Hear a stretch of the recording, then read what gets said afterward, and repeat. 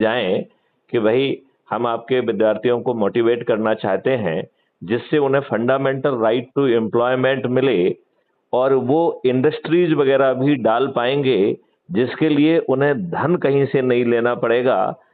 वो उनकी द्वारा जो डाली गई इंडस्ट्री है वो राष्ट्रीय संपदा कहलाएगी और उससे उल्टे जो है भारत विकास निधि का निर्माण होगा। जी। तो वो जो है गारंटी के साथ मौलिक अधिकार और रोजगार का भी पा पाएंगे और वो इंडस्ट्री आदि भी डालना चाहते हैं तो उसी मौलिक अधिकार के तहत वो राष्ट्रीय संपदा का निर्माण माना जाएगा और जितना जो है राष्ट्रीय संपदा का निर्माण का एस्टीमेट होगा उतनी भारत विकास निधि ऑटो जनरेट होगी। तो इन बारीकियों को समझाने के लिए हम मैथिली शरण गुप्त को दो तरीके हो सकते हैं।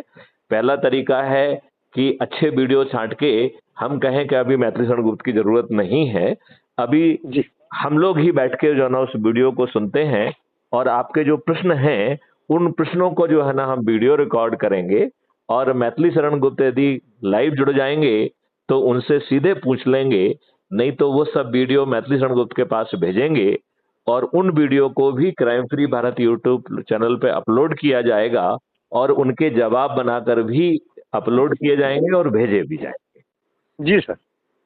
अब जो विद्यार्थी हैं उनको हमने 3 कैटेगरी में बांटा है। एक हो गए स्कूल के विद्यार्थी, मतलब विद्यालय के विद्यार्थी, दूसरे हो गए विश्वविद्यालय के विद्यार्थी और तीसरे हो गए महाविद्यालय कॉलेज प्रोफेशनल कॉलेजेस के विद्यार्थी। जी।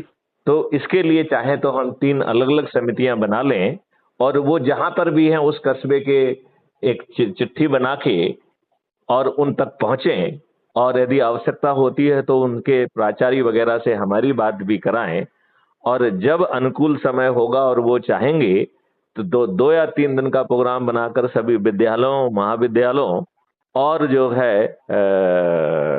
विश्वविद्यालयों को कवर करने के लिए मैथिली शरण गुप्त भी पहुंच जाएंगे। बिल्कुल सर, बिल्कुल। राइट, तो ये हो गया है विद्यार्थियों को जोड़ने का।